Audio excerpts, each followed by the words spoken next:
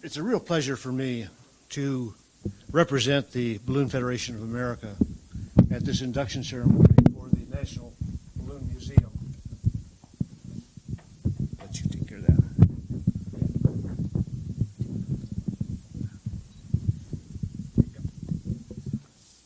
I have had the distinct pleasure, both Connie and I, of meeting or knowing each of the inductees that have been made members of the National Balloon Museum. It is a true pleasure to be able to say that. Deke has represented ballooning for many, many years. And we were talking earlier, he was here in the 70s when I first started coming to Nationals. I'm sure that we met back then, and it's a distinct pleasure for me to be able to see him again and give him this honor. He began his aviation career in 1951 with the 82nd Airborne during the Korean War. Now, we had an award presented yesterday out at the compound to Dick Drake, who also began his aviation career that same year, 1951. Deke graduated from Parachute School at Fort Benning, Georgia, Jumpmaster School at Fort Bragg, North Carolina, and several other military schools. Now, coming into ballooning from parachuting has to be a letdown of some sort. Can't be nearly as thrilling in a balloon as it can be jumping out of an airplane. He served in a variety of assignments in the 325th Air and in the 82nd until his honorable discharge in 1954. His first sport parachute jump was in 1953. Now, I graduated from high school in 52, so I can relate to that to some degree. Deke founded the California Parachute Club in 1956 and was a member of the U.S. parachute team at the first Adriatic Cup Championship in Montenegro, Yugoslavia in 1957. He's a former president of the Parachute Club of America, so he's been associated with aviation in many avenues. He took up ballooning in 1954 and is commercially certificated in both gas and hot air.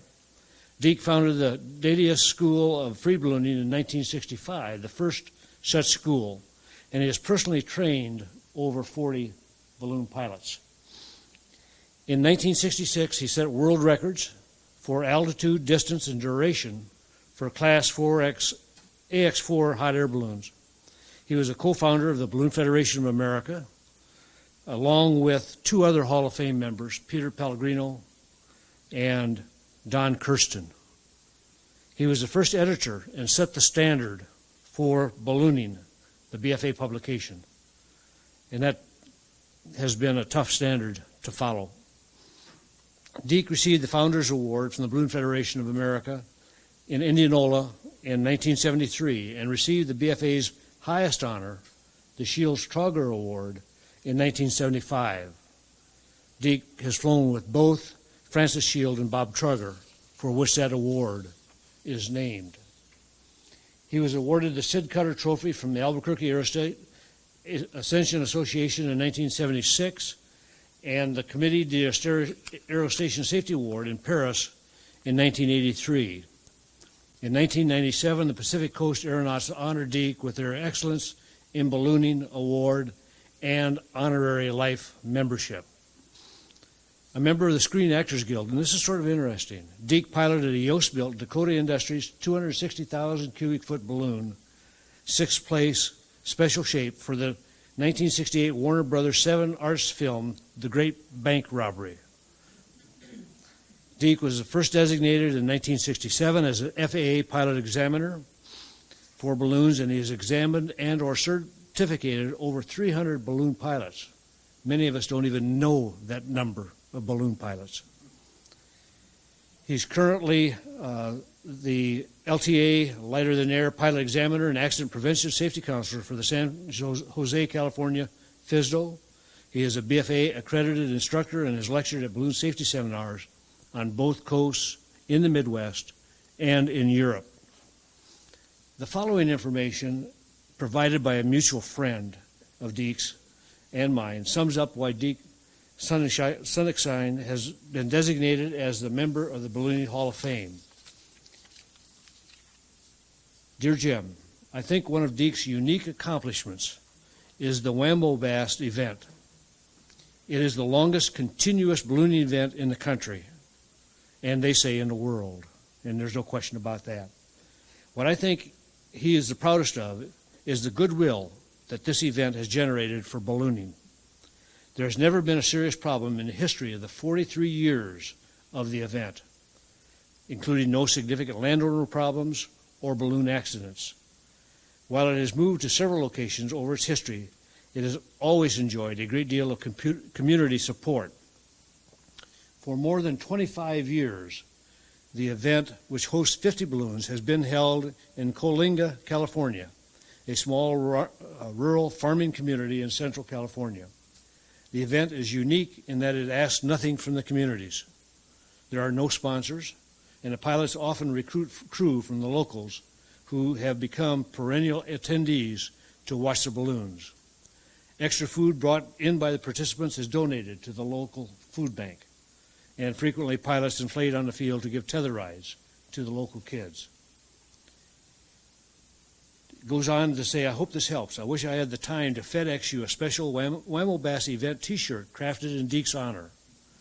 It consists of a balloon special shape bust of Deke, a real tribute to him from the balloonists in the West who admire and respect his contributions to ballooning. That was sent by Tim Brady, BFA board member from California, and we both know Tim very well.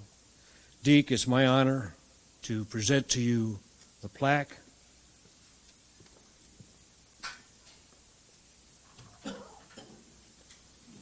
indicating your membership in the National Ballooning Hall of Fame. Thank you. Congratulations.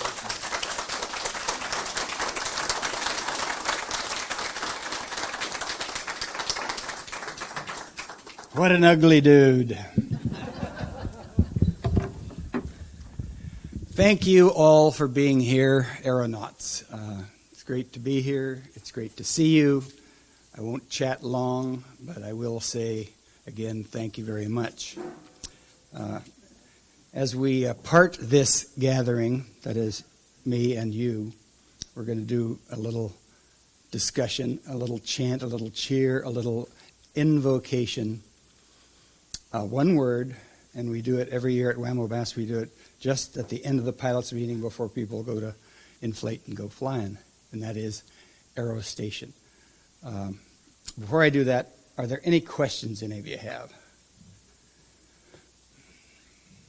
Ma'am. Did you ever believe that you'd be here when you started out in ballooning?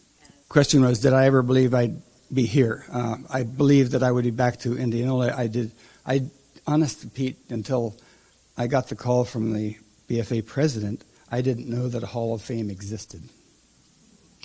I knew the museum existed. It started on the campus way back when, and I hadn't been out here. So I knew I'd come back, but I certainly was surprised and didn't ever believe that I belonged in the Hall of Fame. Any other questions? Ma'am. Would it be fair to ask you what the high point in your career is? This is probably it. That was the question. Was what's the high point of your career? Okay. Seriously, the high point of anyone's career is waking up on another day, and giving God thanks for that. So I accept this. Aye, sir. How many years? Well, 71 was the first year. I thought it was 72, but it was actually 71. I did not come here in 70 when the balloonists practiced here, but flew at the State Fair in Des Moines. And they loved Indianola. Gary. Just a question. Yeah. Becky had anything on me. So what is this amplifier? Okay. We'll get to that.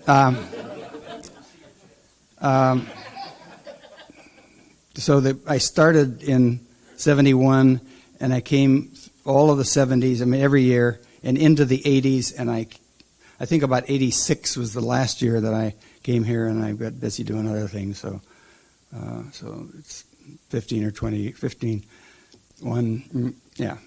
16 years, I guess. Yep. Okay. What is anvil firing, Gary Blum? No, not Gary Blum. He's Gary Rubel. Gary Blum is a FAA guy in San Jose. Gary asks, what is anvil firing? Anvil firing, briefly, goes back to the siege of, or the Spanish Inquisition. Now we're talking in like the 1580s, when the Spaniards were trying to come and invade and take over, Spaniards trying to take over England, the English Isle. And so to warn the populace out in little villages, the village smithy would use black powder, pack the aperture in the anvil, fire the anvil to let the populace know that something bad was going to happen with the Spaniards coming, hide your stuff, get out of town, do whatever, but a warning. So it was communication. It came to the USA when, in the early days of the colonial period, way before we were a republic. It was during the British period when the colonies were being established. And the smithy, on a pair of anvils, you have to take the bottom anvil, invert it. There's an aperture there. You pack black powder in that, fuse, playing cards for gasket material, anvil over the top, light it, get back, bang, or boom. It's as loud or louder than a cannon. And it's 360 degrees of radiated sound and pressure. Cannon just goes one way. And don't stand downwind if you're close. So that's anvil firing, and it moved west, and it's been going on in California since the 1800s. In the mid-1800s, we've got records of when California became a republic, 1846, before it was a state. It was still Mexico at the time. But the Bear Flag Rebellion happened in Sonoma. Sonoma, yes. The Bear Flag was created, and the anvil was fired on the square 14 June 1846 as a celebration on the 4th of July. And the 9th of July, they ran down the Bear Flag and ran up the Stars and Stripes. So that's celebration. So we got communication, celebration, and any other C you want to throw in there. So that's it. How come in Wamo Bass we fire the anvil? I hope you didn't think it was tattooed on my chest.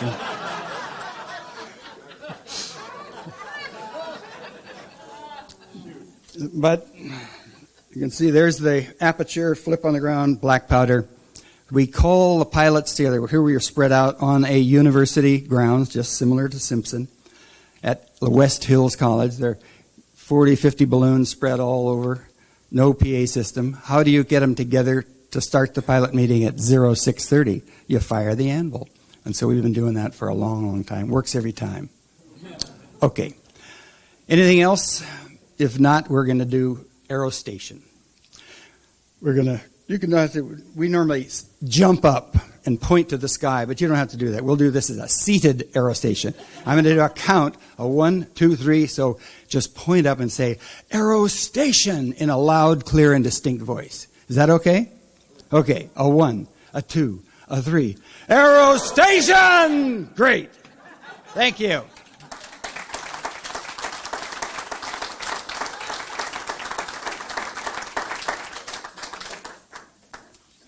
It is, as Jim Thompson has already said, a very distinct pleasure for me to be here and to have the honor of introducing Wallace Forbes. I knew Malcolm Forbes as he was here. I didn't know him. I met Malcolm several times. And I'll tell just a quick story, but it hasn't any great relevance to this. But we were at a board meeting in Chicago. The BFA held a board meeting in Chicago, and at the, I think it was at Hilton, the airport hotel in Chicago anyhow. And at a dinner one evening, we had a nice function. After the dinner, the waiter presented the check, and I think it was Don Kirsten, said, no, this is supposed to be individual, separate checks. the waiter, maybe Jim was there, but the waiter proceeded to just chew us out horribly, saying, "You don't do that. You don't have a dinner and then ask for individual checks in a restaurant like this." So anyhow, he did. So Don was kind of a sophisticated person, and he said, "Go get the head waiter." So the head waiter came. He just chewed us out horribly again. We were berated the second time. Anyhow, the subject or the point of this story is it gave me great comfort to know that Malcolm Forbes was just a few chairs down there and was getting berated along with me.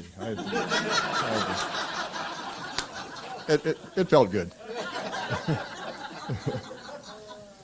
Anyhow, it is my distinct pleasure again to introduce Wally Forbes. Mr. Forbes is president of the Forbes Investors Advisory Institute, the FAIAI, which publishes the Investment Advisory Newsletter and is a subsidiary of Forbes Incorporated. Forbes is publisher of Forbes magazine. He's also the youngest son of B.C. Forbes, founder of the company's flagship publication.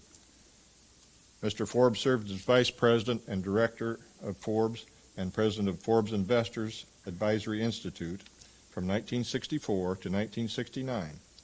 After leaving the company, he served as president, CEO of Standard Research Consultants, a subsidiary of American Appraisal Associates and formerly a subsidiary of Standard & Poor's Corporation. He subsequently was founder and partner in charge of Benchmark Valuation Consultants, which merged with KPMG Pete Marwick in 1987. Both firms specialized in the business valuation field. He retired as a principal of KPMG Pete Marwick in 1989 and subsequently returned to Forbes in 1996 as president of FIAI and as a consultant, dealing primarily with investment advisory publications. Mr. Forbes has authored or co-authored articles on the evaluation of business enterprise and related subjects that have appeared in various business publications and professional publications, including the Harvard Business Review, Business Horizons, Monthly Digest of Tax Articles, Management World, Family Advocate, YPO Enterprise, Chief Executive, and the Business Valuation Handbook. He is a graduate in engineering from Princeton University and served for 5 years in the U.S. Navy as an officer in the Civil Engineer Corps, assigned to the Seabees, the Navy's construction battalion. He currently serves as a trustee of the CEC Seabee Historical Foundation. After leaving the Navy, Mr. Forbes attended the Harvard Business School, and upon graduation, he was appointed a research associate in investment and management and a member of the faculty. We talked about it earlier. Mr. Forbes said he's no longer on that faculty, but at one point was. Mr. Forbes is a member of the New York Society of Security Analysts, at one time serving as editor of its newsletter, and a chartered financial analyst, a CFA. Forbes is a leading provider of business information for executives and affluent investors. The company publishes Forbes, the nation's leading business magazine, Forbes Asia, and the company's 8 local language editions, which together reach a worldwide audience of over 5 million readers. Other company divisions include Forbes.com, the company's internet business, Forbes Conference Group, Forbes Custom Media, and American Heritage, publisher of American Heritage Magazine, and 2 quarterlies, American Legacy and American Heritage of Invention and Technology. Please, if you would, help me welcome Mr. Wally Forbes.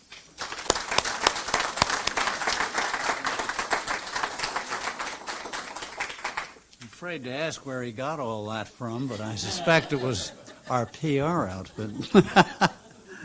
Listen, it's a great pleasure for me to be here today and to have had the opportunity to meet so many of you who knew Malcolm in a realm that I didn't know him. I'll tell you, no question, he would have loved to have been here doing this himself because he'd have felt very much at home.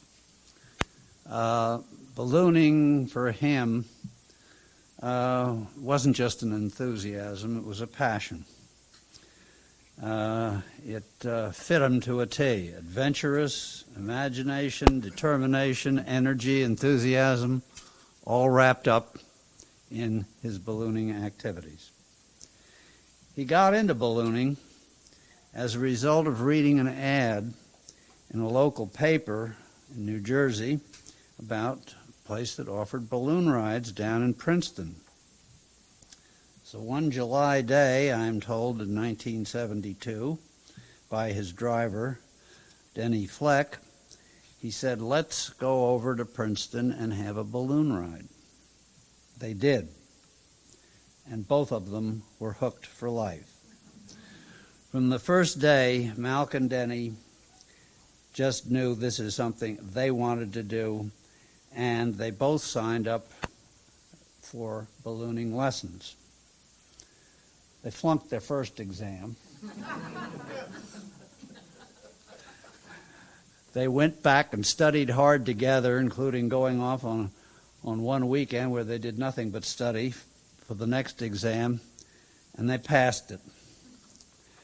Now, I'm not sure, after having spoke with Deke earlier, what the licensing they got, but he said it wasn't to be, it was perhaps a private license, but they hadn't yet gotten to the point of being able to carry other people. But Denny tells me that soon after having learned that having two pilots in one basket was not a good idea. So they developed a little routine. They'd slap their hands. The guy whose hand was slapped was pilot. The other guy was hanging on his crew or ballast or whatever, but only one guy was piloting, because apparently they had some occasions where one had the burner on and the other one was venting. So.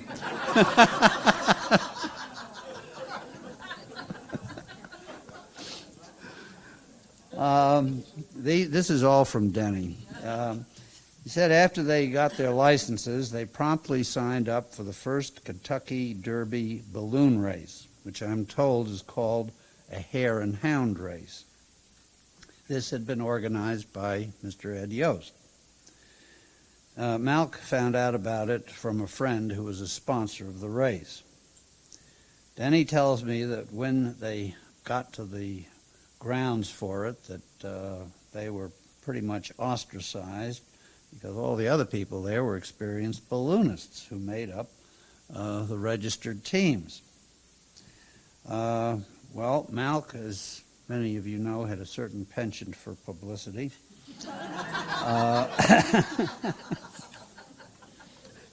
So, when came to getting into the balloon, they also had a journalist with them who joined them for the ride. He came with a cumbersome camera and supporting equipment, and that made apparently for a crowded basket. But when the time came to chase the hare, off they went. Denny and Malk doing their 10-minute piloting trade-off routine. But Malk was piloting when they started their descent. At that time he was piloting, he was being interviewed also at the same time and recorded on camera by the TV reporter. Well, to make the long story short, they crash landed. But as fate would have it, when a helicopter came to survey which balloon was nearest to the hare, they were told they came in second.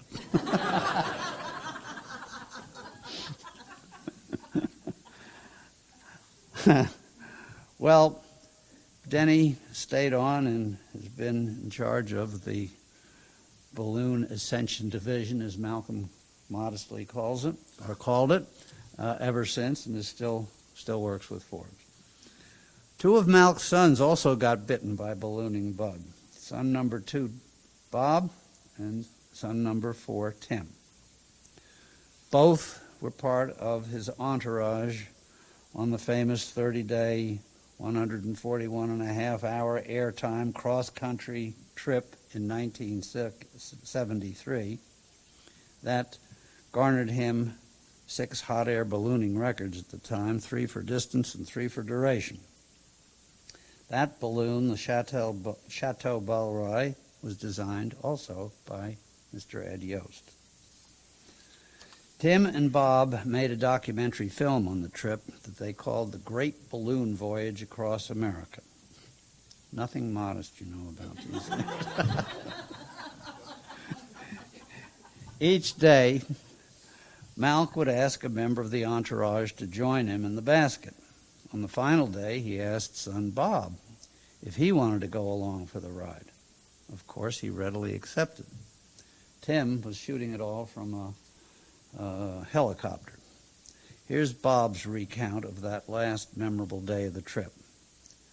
We went aloft from a field in Virginia where the evening before he landed on a power line and shorted out the whole area for a few hours. Another brush with death. Up we went for this final leg with the brisk winds that took us down the Rappahannock Valley, I hope I didn't pronounce that too badly, heading straight for the Chesapeake Bay. We changed altitude frequently, hoping to find any sort of wind that would blow us towards land by the coast, as the bay was fast approaching. To no avail. But he said maybe we should go a little higher and see what we can do. We skimmed the water and then went up to 12,000 feet, looking for any part of a blow that would blow us from the water. Then a new element entered the picture. It's called the Atlantic Ocean.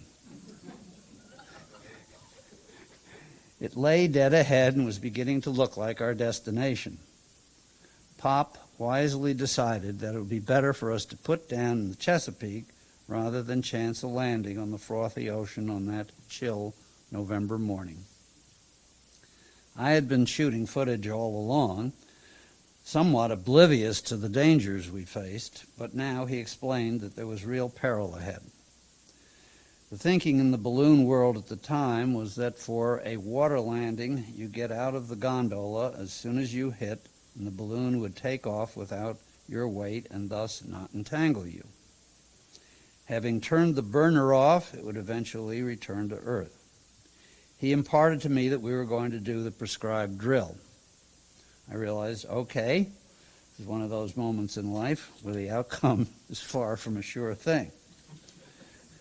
We were descending, and I was getting ready to jump.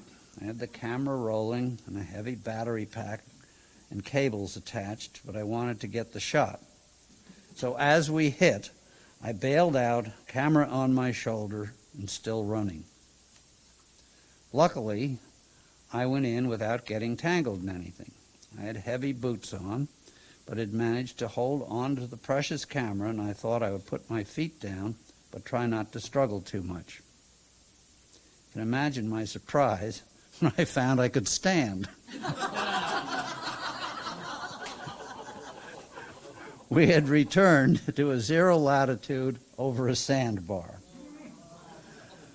I had very long hair at the time. Yes, he did. And resplendent full beard. So as I started towards my dad in the waist-deep water, he, having lost his glasses and taken a full swallow of water, looked up and saw this apparition coming towards him. For a moment, he thought I was Jesus, and he had made it to the promised land.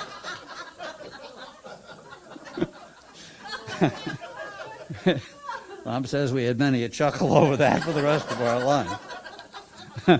And by the way, he adds, the film was fine and makes for a dramatic touch. As you can see, the water hit the lens, and then the world goes blank. This prize-winning journey was completed less than 16 months after his first balloon ride there in Princeton. In 1970, Malcolm had bought the chateau in Normandy that some of you have visited, and for which his cross-country balloon had been named. In 1975, he converted one of the buildings on the property into the first ballooning museum, which I know, Deke, you said you've been there, and some others may have been there. And he started hosting an international balloon festivals there for many years. Then, in 1978, he initiated his first combination motorcycle balloon adventures. He had a number of these.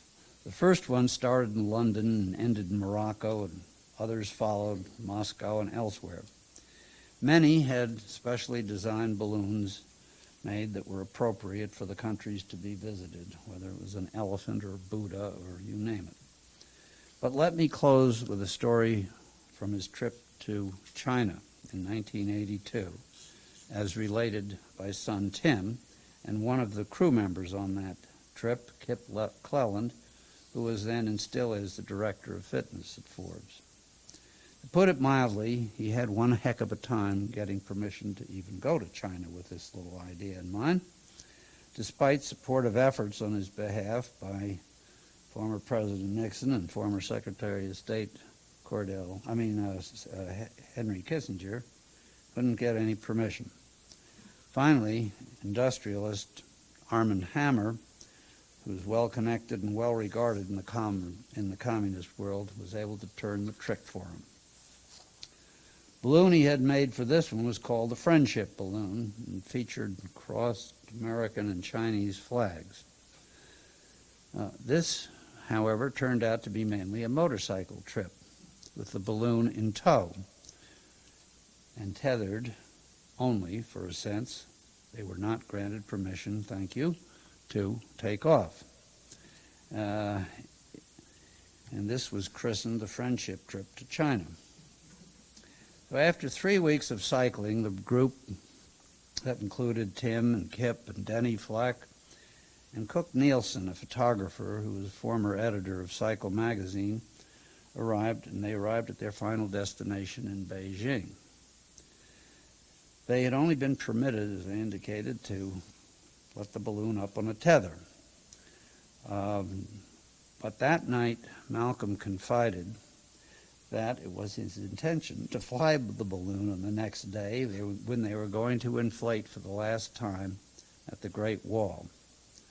Tim argued with him, but Malk said, "Yes, I must."